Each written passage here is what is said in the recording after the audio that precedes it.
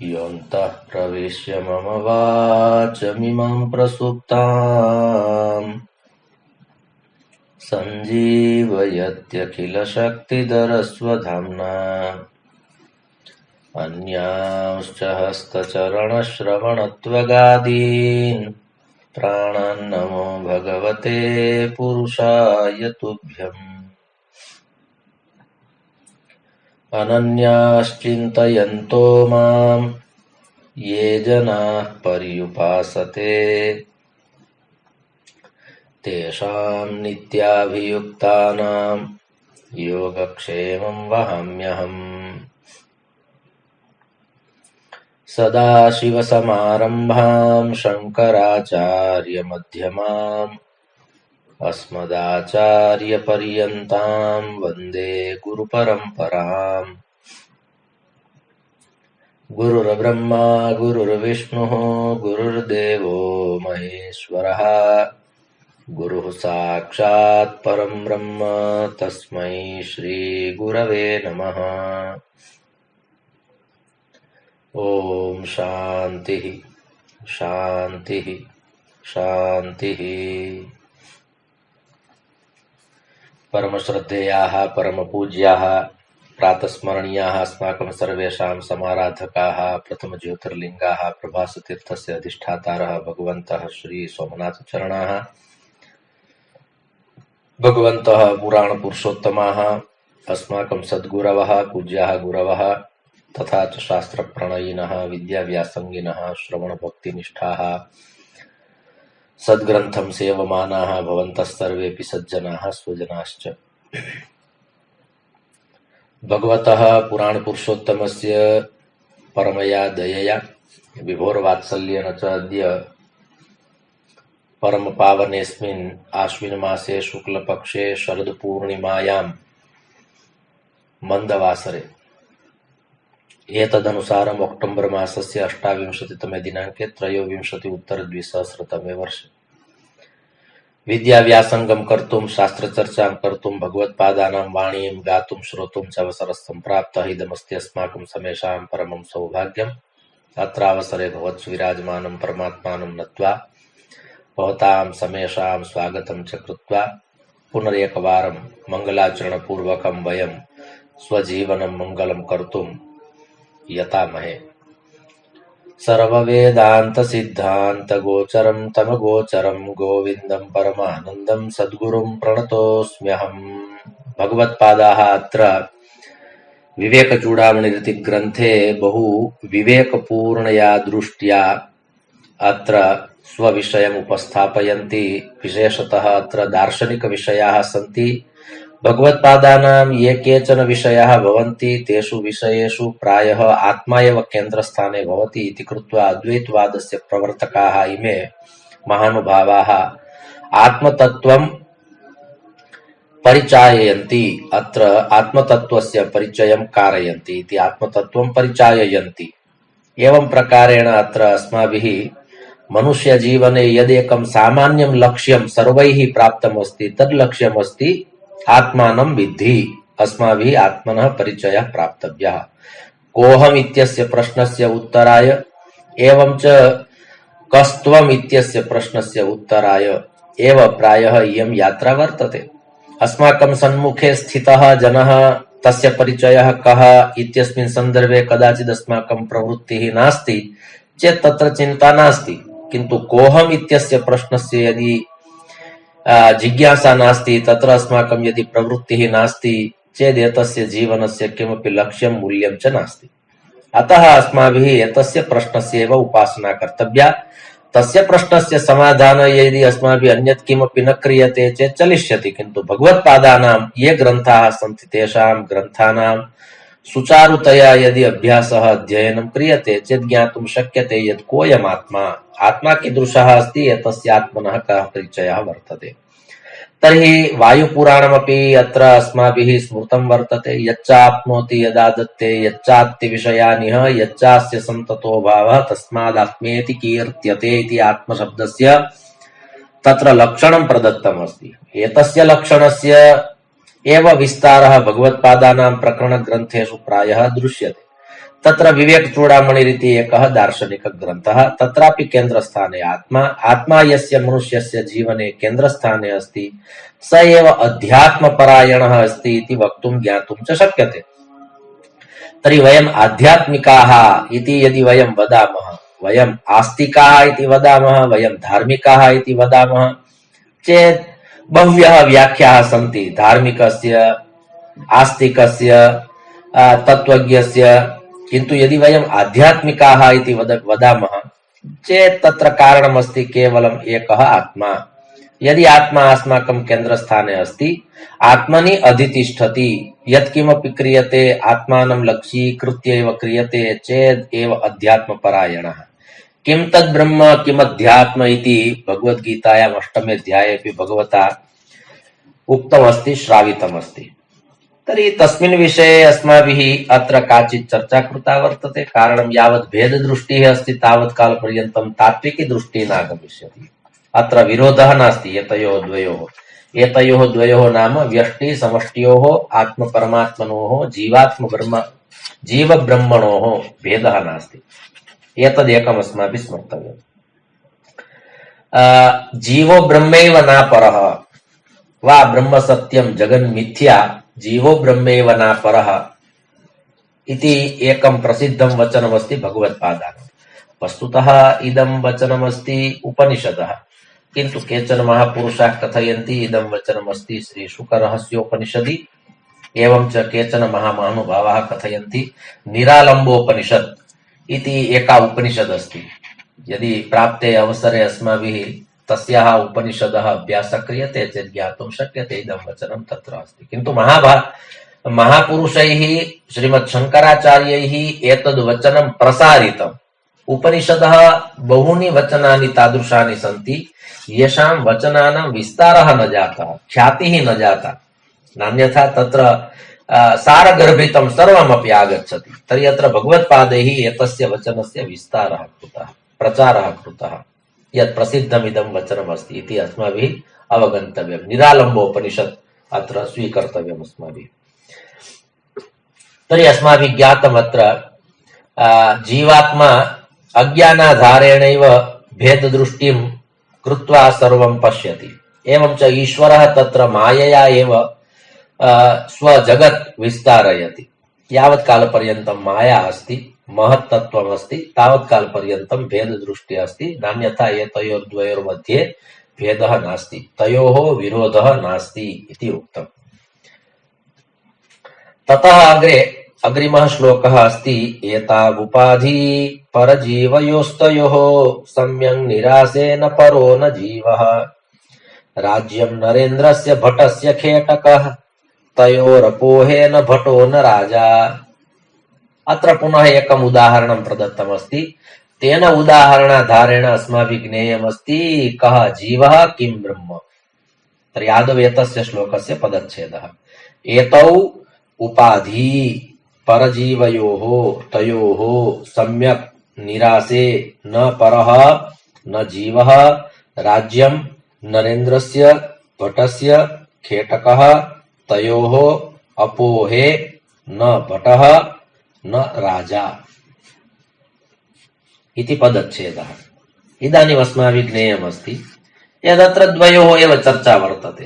तौ द्वौ कौ। तर्हि एकः अस्ति जीवः, द्वितीयः अस्ति ब्रह्म वा द्वितीयम् अस्ति ब्रह्म। एतयोर्द्वयोः चर्चा वर्तते। अद्य अस्माभिः एकं वचनं स्मर्तव्यमस्ति। जीवो ब्रह्मैव नापरः। जीवः एव ब्रह्म अस्ति, जीवः अपरः नास्ति, अर्थात् भिन्नः नास्ति। ब्रह्मणः भिन्नः जीवः नास्ति, जीवः एव ब्रह्मतत्त्वम् अस्ति। कुत्र वर्तते इदं वचनं? तर्हि अस्माभिः स्मर्तव्यम् इदं वचनमस्ति निरालम्बोपनिषत्। अस्तु, तर्हि एतयोः द्वयोः एव चर्चा अस्ति। परमात्मना मानव शरीरं प्रदत्तम्, एतस्मिन् शरीरे एव एतादृशी जिज्ञासा अस्ति, एतादृशः भावः अस्ति। अन्यासु योनिषु अन्येषु शरीरेषु अयम् अवसरः नास्ति इति कृत्वा मानव शरीराय एव एकः शब्दः प्रयुक्तः अस्ति, कलेवरम्। कलेवरम्, अत्र वरम् अर्थात् श्रेष्ठम्। यावन्ति शरीराणि सन्ति तेषु सर्वेषु शरीरेषु यदि कलेवरम् इति शरीराय शब्दः प्रयुक्तः अस्ति चेत् मानव शरीराय प्रयुक्तः वर्तते। श्रीमद् भागवत महापुराणे बहुवारम् आगच्छति अयं शब्दः कलेवरम्। स्वयं भीष्म पितामहः कथयति, यदा भगवन्तं श्रीकृष्णं प्रार्थयति, तत्र प्रथमस्कन्धे 9मे अध्याये उक्तं वर्तते, सदेव देवो भगवान् प्रतीक्षताम् कलेवरं यावदिदं हिनोम्यहम् प्रसन्नः सारुणलोचनोल्लसन् मुखाम्बुजोध्यानपथश्चतुर्भुजः। बहु उत्तमः श्लोकः। अस्माकं गुरुचरणानां पूज्य दादाजी चरणानाम् अयं बहु प्रियः श्लोकः। बहुवारम् अस्माभिः तेषां मुखात् श्रीमद्भागवत कथायां श्लोकोऽयं श्रुतः। तेन कारणेनैव श्लोकेषु अस्माकं प्रीतिः सञ्जाता वर्तते। भगवतः इयं महती कृपा वर्तते, पुनः इयं प्रीतिः विभोः वात्सल्येन परिपालिता, अतः श्लोकेषु यात्रा इयं चलति। तर्हि अत्र एकः अस्ति जीवः, द्वितीयम् अस्ति ब्रह्म। एतयोर्द्वयोः कः भेदः? तर्हि उपाधिभेदः। अत्र उपाधिशब्दस्य कः अर्थः? उपाधिशब्दः पुल्लिङ्गे अस्ति, स्मर्तव्यम् एतत्। उपाधिभेदः, अत्र उपाधिभेदः नाम नाम्ना एव भेदः अस्ति। तात्विकदृष्ट्या यदि अवलोक्यते चेत् एतयोर्द्वयोर्भेदः नास्ति, अभेददृष्टिः अस्ति, अभेदत्वम् अस्ति। परन्तु किन्तु अत्र सम्पूर्णस्य एतस्य विषयस्य व्यतिरेकं कर्तुं न शक्यते, किन्तु करणीयः भविष्यति। एतस्य विषयस्य व्यतिरेक पद्धत्या एव पूर्णः परिचयः प्राप्तव्यः भवति इति उक्तं वर्तते। यदि ईश्वरः अपि नास्ति, यदि जीवः अपि नास्ति चेत् अन्ततो गत्वा तत्त्वं किम् अवशिष्यते? तर्हि अन्ततो गत्वा यत् तत्त्वम् अवशिष्यते तदेव तत्त्वं ब्रह्म तत्त्वम्। अत्र ईश्वरसंज्ञया अस्माभिः पुनः कश्चित् एकः भेदः उत्पादितः। ईश्वरः इति एकः उपाधिः अस्ति, ईश्वरः इति एकः उपाधिः, परमात्मा इति एकः उपाधिः, भगवान् इति एकः उपाधिः अस्ति। ब्रह्मेति परमात्मेति भगवान् इति शब्द्यते। तर्हि विविधाः शब्दाः सन्ति, कारणं विविधाः उपाधयः सन्ति। परमात्मनः यावन्ति नामानि सन्ति तानि सर्वाण्यपि नामानि परमात्मनः उपाधि रूपाणि नामानि सन्ति, उपाधिभूतानि नामानि सन्ति। एका लीला कृता परमात्मना एकं नाम प्राप्तं, द्वितीया लीला कृता द्वितीयं नाम प्राप्तं, तृतीया लीला कृता तृतीयं नाम प्राप्तम्। अर्थात् यावन्ति नामानि सन्ति परमात्मनः तावत्यः लीलाः सन्ति। तेन कारणेन दामोदर लीला कृता भगवान् दामोदरः जातः, गोचारण लीला कृता भगवान् गोविन्दः सञ्जातः, राधिकायाः उपासना कृता तस्याः पूर्णं सान्निध्यं लब्धम् इति कृत्वा भगवान् माधवः जातः। एवं प्रकारेण नारायणः जातः, एका लीला कृता चेत् सः नारायणः, कदापि सः अच्युतः न भवति इति कृत्वा सः अच्युतः जातः। तर्हि एवं प्रकारेण भगवतः यानि नामानि सन्ति तानि सर्वाण्यपि नामानि परमात्मनः लीलाः एव सन्ति। अतः अत्र अस्माभिः कदाचित् ईश्वरः शब्दः अपि न स्वीकृतः चेत् जीवशब्दः अपि न स्वीकर्तव्यः भवति। यदि ईश्वरस्यापि व्यतिरेकः भवति, यदि जीवस्यापि व्यतिरेकः भवति चेत् ततो गत्वा किम् अवशिष्यते, किं तिष्ठति? यत् तिष्ठति तस्य तत्त्वस्य अत्र चर्चा वर्तते। वर्तमानकाले तु भूतले अस्माकं स्थितिः अस्ति, किन्तु यदा वयं भूतले नास्म तस्मिन् समये कीदृशं जगत् आसीत्, किम् आसीत्? यदा भविष्यत्काले वयं न भविष्यामः तदानीमपि जगति किं किं भविष्यति यदि एतस्मिन् विषये विचारः क्रियते चेत् ज्ञातुं शक्यते अस्माकम् अस्तित्वं किमपि नास्ति।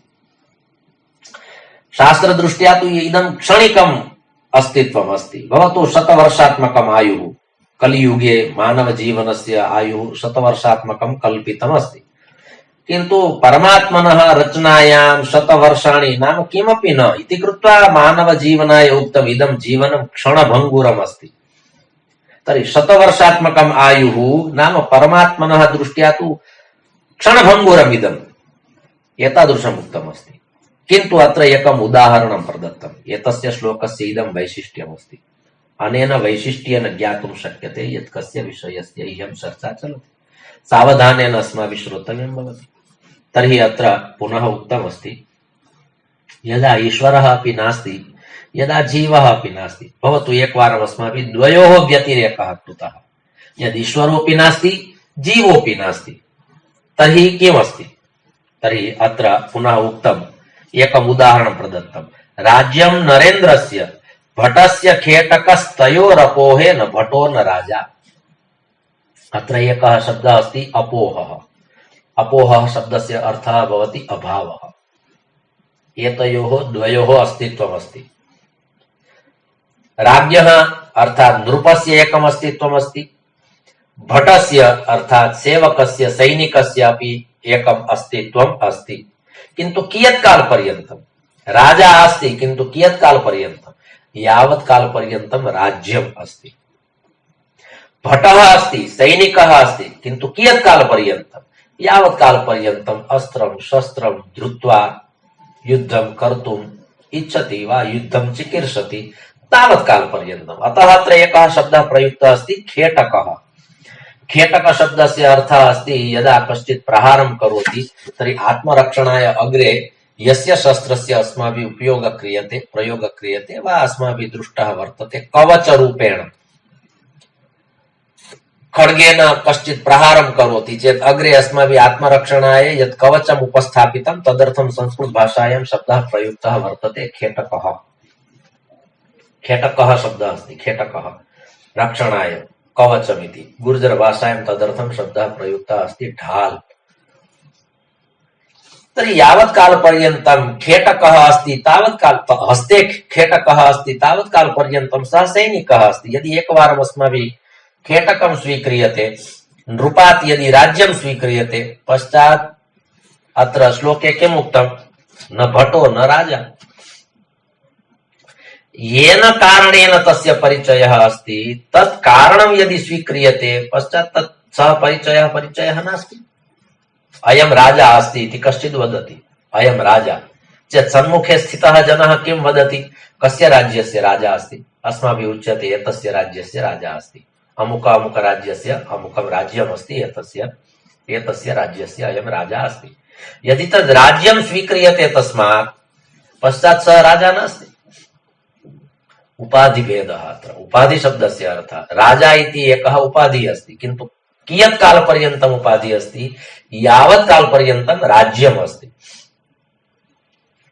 यदि एकवारं राज्यं स्वीकृतं चेत् न राजा, खेटकं स्वीकृतं चेत् न भटः। अत्र भटः नाम सैनिकः। नृपस्य राज्ये कश्चित् एकः भटः भवति। भटस्य अर्थः एकः अस्ति वीरः, सैनिकः, वीरसैनिकः। भटः सैनिकः, भटः वीरः। तर्हि वीरः केन कारणेन वीरः अस्ति? एवमेव सामान्यतया कश्चित् जनः गच्छति चेत् अस्माभिः नोच्यते यदयं भटः, किन्तु यदि तस्य हस्ते खेटकः अस्ति, तस्य हस्ते अस्त्रं शस्त्रं वा अस्ति चेत् अस्माभिः किं विचार्यते? अयं सैनिकः स्यात्, अयं भटः स्यात्, अयं वीरः स्यात्। कारणं तस्य हस्ते इदं शस्त्रम् अस्ति। एतत् यत् शस्त्रम् अस्ति तेन कारणेन एतस्य परिचयः भवति। यथा आरक्षकः भवति, आरक्षकः पोलिस्मेन् आरक्षकः अस्ति, तस्य कुक्षौ पार्श्वे भुशुण्डी भवति, भुशुण्डी। भवतु ये आतङ्कवादिनः सन्ति तेषां पार्श्वे अपि भवति, किन्तु वर्तमाने सहज सामाजिकतया कश्चित् बालः अस्ति, किन्तु सः बालः बहु उन्मत्तः अस्ति चेत् अस्माभिः उच्यते आरक्षकः आगमिष्यति, गृहीत्वा गमिष्यति। सः बालकः न जानाति कोऽयम् आरक्षकः, किन्तु एकः परिचयः अस्ति यत् एवं प्रकारेण यदि वस्त्रं तेन धृतमस्ति, एवं च तस्य पार्श्वे भुशुण्डी अस्ति चेत् तस्याः प्रयोगं कृत्वा वा प्रहारं कृत्वा दण्डं गृहीत्वा आगमिष्यति, प्रहरिष्यति, नीत्वा च गमिष्यति। पश्चात् बालकः भीतः भवति तस्मात्, किन्तु स एव आरक्षकः पुनः सामान्यैः वस्त्रैः आगच्छति, तस्य पार्श्वे भुशुण्डी नास्ति चेत् सः बालकः अपि स्वीकर्तुं न शक्नोति यदयम् आरक्षकः अस्ति, मां ग्रहीतुम् आगतः, एवं च गृहीत्वा गमिष्यति, यदि अहम् उन्मत्तः भवामि चेत् प्रहरिष्यति, पश्चात् किमपि न स्वीकरोति। कारणं तस्य मस्तिष्के एका प्रतिकृतिः अस्ति यद् एवं प्रकारेण वस्त्राणि भवन्ति, एवं प्रकारेण एतस्मिन् स्थाने यदि भुशुण्डी धृता अस्ति चेदेव अयम् आरक्षकः अस्ति।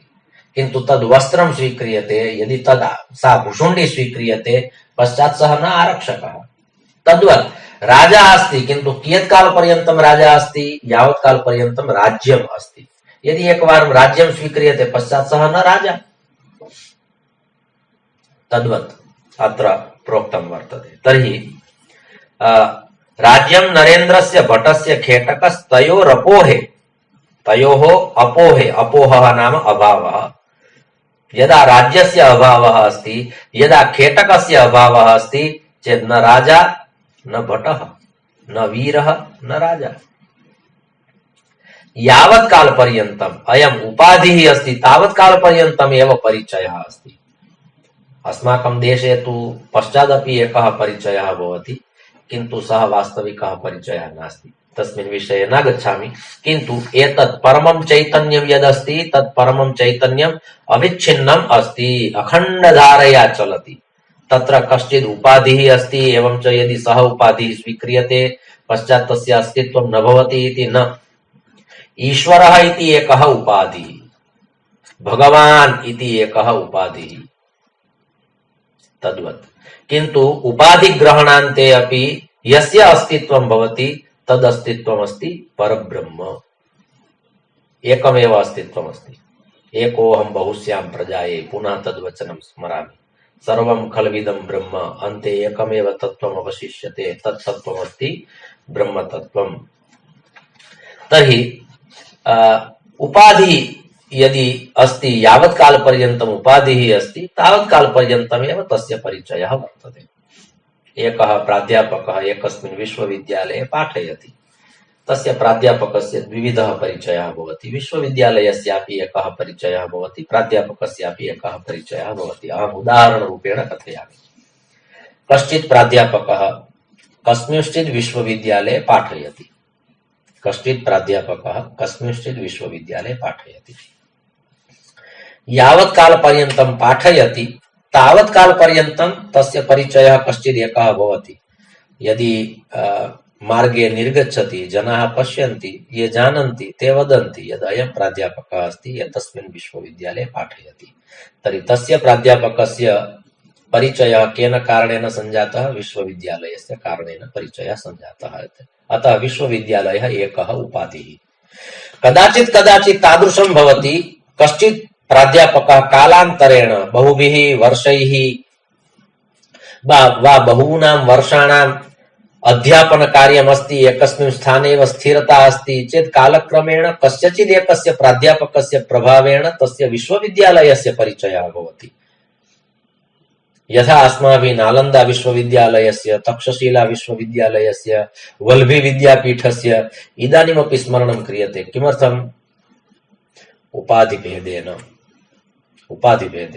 तर्हि कदाचित् कस्यचित् प्राध्यापकस्य नाम्ना विश्वविद्यालयस्य परिचयः भवति, कदाचित् केनचित् विश्वविद्यालयेन नाम्ना कस्यचित् प्राध्यापकस्य परिचयः भवति, किन्तु येन नाम्ना परिचयः भवति सः उपाधिः। यदा तत् स्वीक्रियते पश्चात् सः प्राध्यापकः कालक्रमेण कदाचित् निवृत्तः भवति, पश्चात् कञ्चित् कालं यावत् पुनः तस्य परिचयः भवति। पश्चात् पाठनं, विश्वविद्यालये आवागमनं यदा अवरुद्धं भवति, स्थगितं भवति, निवृत्तिः भवति, पश्चात् समाजे तेन नाम्ना तस्य ख्यातिः न भवति, तस्य परिचयः न भवति, कारणम् उपाधिः स्वीकृतः।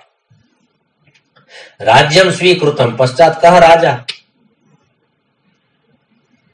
इदानीं पुराकाले ये राजानः आसन् ते राजानः इदानीं न सन्ति। किमर्थं? कारणं तेषां पार्श्वे राज्यं नास्ति। राज्यं नास्ति इति कृत्वा न राजा, खेटकः नास्ति इति कृत्वा न भटः, न वीरः। तर्हि अत्र एतत् सर्वम् उपाधिभेदेन अस्ति इति अत्र वक्तुं शक्यते। उपाधिभेदेन यावन्ति वस्तूनि सन्ति तानि सर्वाण्यपि, ये केचन पदार्थाः सन्ति तेषु पदार्थेषु पञ्चमहाभूतानि भवन्ति, किन्तु यदा तद् विलीनं भवति, यथा एकः घटः अस्ति, सः घटः भग्नः, पुनः सः घटः मृत्तिकायां विलीनः, पश्चात् तस्य घटस्य उपाधिः नास्ति, ख्यातिः नास्ति, प्रसिद्धिः नास्ति, नाम नास्ति, रूपं नास्ति, विलीनं जातम्। तर्हि पश्चादपि अस्तित्वं तु वर्तते, कस्य? मृत्तिकायाः। मृत्तिकायाः अस्तित्वमस्ति। अस्माभिः अत्र एतत् स्वीकर्तव्यमस्ति। ईश्वरः अस्ति, जीवः अस्ति, किन्तु एतयोः द्वयोः यदि उपस्थितिः नास्ति चेत् पश्चादपि एकं तत्त्वमस्ति। पञ्चमहाभूतानि सन्ति, पृथ्वी, जल, तेज, वायु, आकाश इति पञ्चतत्त्वानि सन्ति, किन्तु एतानि पञ्चतत्त्वानि अपि एकस्मिन् दिवसे, एकस्मिन् समये, एकस्मिन् स्थाने तानि विलीनानि भवन्ति, पश्चादपि अस्तित्वमस्ति।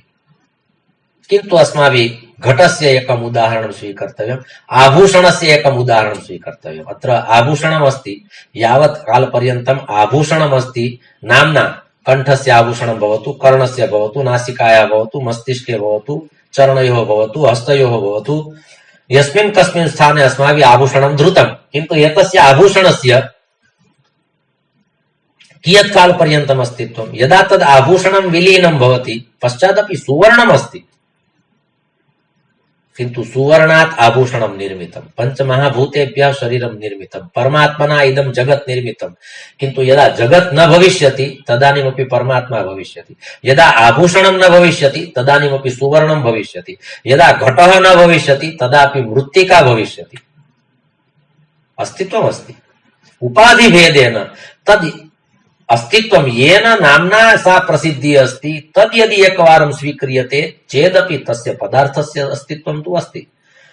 घटात् घटत्वं स्वीकृतं चेदपि मृत्तिका अस्ति, आभूषणात् आभूषणत्वं स्वीकृतं चेदपि सुवर्णत्वम् अस्ति। तद्वत् जीवः इति एका संज्ञा, जीवः इति एकः उपाधिः।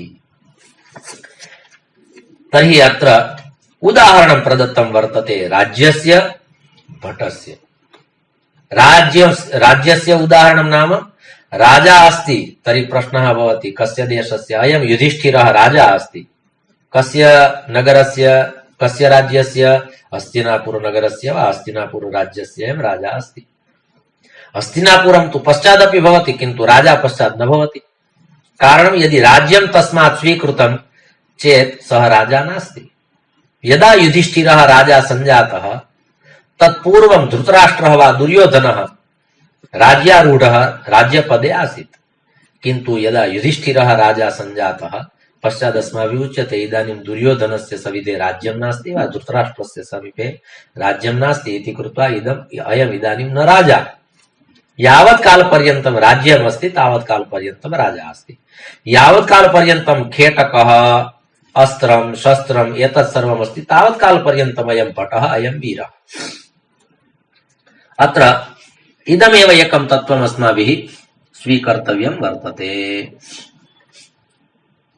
कश्चिदेकः प्राध्यापकः यावत् कालपर्यन्तं विश्वविद्यालये पाठयति तावत् कालपर्यन्तम् अयं प्राध्यापकः। यदा निवृत्तः जातः पश्चात् सर्वे न जानन्ति यत् पुरा काले अनेन पाठितं। छात्राः स्मरन्ति, ते जानन्ति, किन्तु विश्वविद्यालयस्य आवागमनं न भवति, पाठनात्मिकी क्रिया न भवति, गृहे एव भवति चेत् पुनः गृहे सः प्राध्यापक नाम्ना न भवति। यावत् कालपर्यन्तं सः विद्यालये अस्ति तावत् कालपर्यन्तं प्राध्यापकः अस्ति। गृहम् आगच्छति चेत् पुनः उपाधिभेदेन अत्र आगच्छति चेत् प्राध्यापकस्य उपाधिः नष्टः भवति। इदानीं पुनः पुत्रस्य, भ्रातुः, या संज्ञा वर्तते तया संज्ञया तस्य परिचयः वर्तते। एवं प्रकारेण अत्र एतस्मिन् श्लोके उक्तं वर्तते। भगवत्पादानां शंकराचार्याणाम् इयं शैली अस्ति, एका विशिष्टा शैली अस्ति, उत्तमा शैली अस्ति। किन्तु एतस्याः शैल्याः यदि एकवारं परिचयः भवति चेदेव ज्ञातुं शक्यते। अतः अत्र नृपस्य उदाहरणं दत्त्वा भटस्य वीरस्य उदाहरणं दत्त्वा पुनः उक्तं यदत्र उपाधिभेदेन एतत् सर्वम् अस्ति। यस्य कस्यापि जनस्य अस्माभिः परिचयः दीयते, यदयं पाचकः अस्ति, अपरम् एकम् उदाहरणम्, अयं पाचकः अस्ति, भोजनं पचति, पाचकः अस्ति। किमर्थं सः उपाधिः प्रदत्तः? भोजनं पचति इति कृत्वा पाचकः अस्ति। यदि भोजनं न पचति चेत् न पाचकः। राजा अस्ति, किमर्थं? राज्यम् अस्ति इति कृत्वा राजा अस्ति। राज्यं नास्ति चेदपि राजा अस्ति इति कदाचित् स्व आत्मप्रशंसायै कदाचित् कश्चित् वदति यदहं राजा। तर्हि अस्माकं प्रश्नः भवति, यदि भवान् राजा चेत् भवतः राज्यं किम्? कस्य राज्यस्य राजा इति प्रश्नः भवति। पश्चात् कश्चित् कथयति, श्रीमद्भागवत महापुराणे पंचम स्कन्धे आगच्छति, जडभरतचरिते यदा रघुगणः गच्छति एवं च मार्गे जडभरतः सुप्तः अस्ति, तस्मिन् समये कथयति, इयं चर्चा तत्र वर्तते। अहम् आत्मराजा अस्मि, कारणम् आत्मा एतस्य शरीरस्य राजा। तर्हि आत्मनः परिचयः जातः चेत् वयं सर्वेपि राजानः, वयं सर्वेपि भूपालाः, नृपाः। तर्हि आत्मराजा, आत्मराजा नाम अहं मम राजा। एतस्य सम्पूर्णस्य शरीरस्य यद्यत् तत्त्वमस्ति तेषु सर्वेषु तत्त्वेषु मम साम्राज्यम् अस्ति। अहं यथा कथयामि तथा इन्द्रियाणि कुर्वन्ति, अहं यथा कथयामि तथा प्राणाः चलन्ति, अहं यथा कथयामि तथा मनः चलति, अहं यथा कथयामि तथा एव बुद्धिः कार्यान्विता भवति। एतत् सर्वं मम नियन्त्रणे अस्ति। तर्हि अहम् आत्मराजा अस्मि। परिचयाय कथयामि, किन्तु एतादृशः परिचयः प्राप्तव्यः। इयं वर्तते भगवत्पादानां शैली। एतस्याः शैल्याः अस्माभिः परिचयः प्राप्तव्यः वर्तते। अतः अत्र नृपस्य उदाहरणं दत्त्वा भटस्य उदाहरणं दत्त्वा भगवत्पादैः विषयोऽयं स्पष्टः कृतः वर्तते वा स्पष्टीकृतः वर्तते। स्पष्टीकृतः इति च्विप्रयोगः। तर्हि एकः शब्दः अस्ति माया, द्वितीयः शब्दः अस्ति ईश्वरः। अत्रापि उपाधिभेदः। भगवान् एव मायां सृजति, पश्चात् मायायै कार्यं ददाति। यदिदानीं त्वया त्रयाणां गुणानाम् आश्रयं कृत्वा जगत् निर्माणं कर्तव्यं, ब्रह्मणे कथयति, हे ब्रह्मन् त्वया जगत् निर्माणं कर्तव्यम् अस्ति, तव इच्छा। पश्चात् ब्रह्मा कथयति आम् सिसृक्षामि, अहं स्रष्टुम् इच्छामि, अतः अहं सिसृक्षामि। अस्तु, तर्हि सर्जनं करोतु। सर्जनस्य इच्छा भवति सिसृक्षा।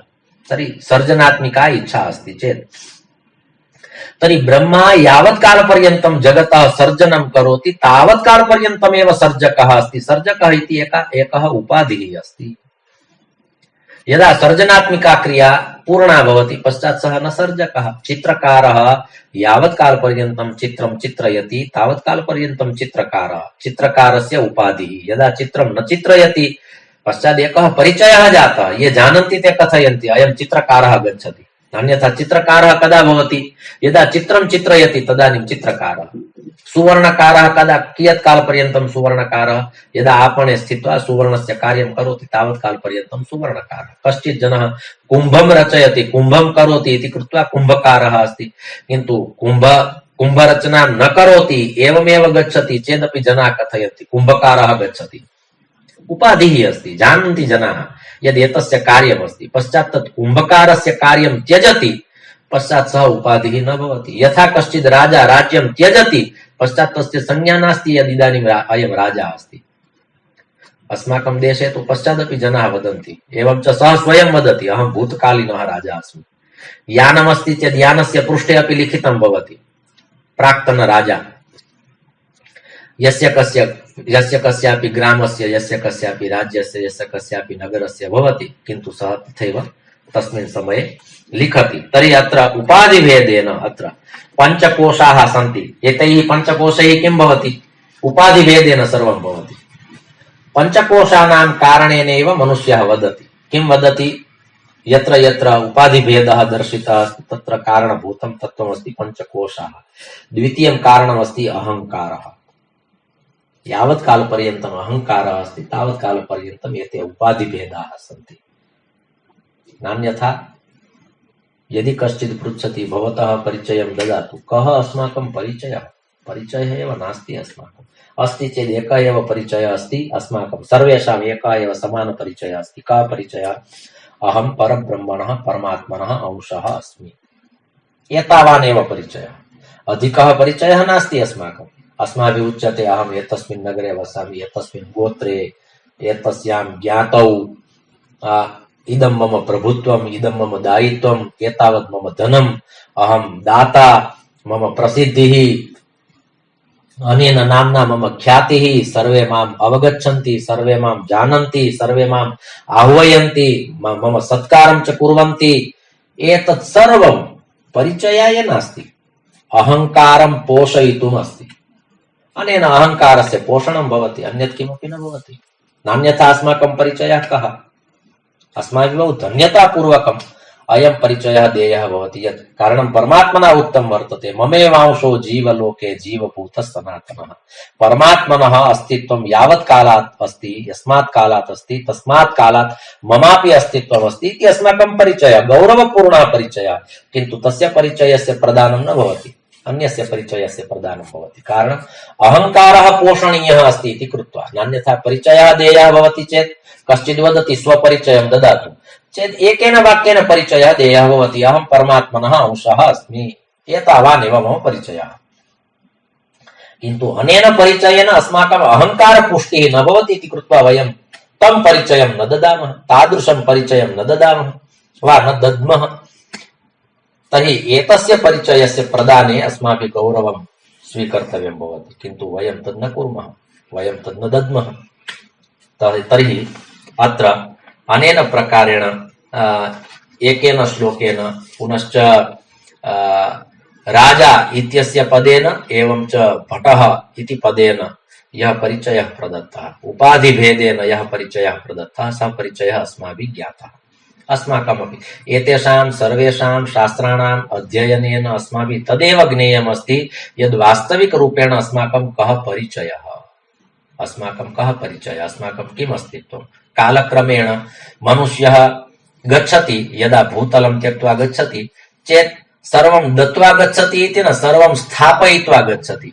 किन्तु एकः परिचयः एतादृशः अस्माभिः स्वीकर्तव्यः अस्ति, तं परिचयं दत्त्वा गन्तव्यमस्ति, वयं तन्न दद्मः, अतः तद्ध्येयमस्ति।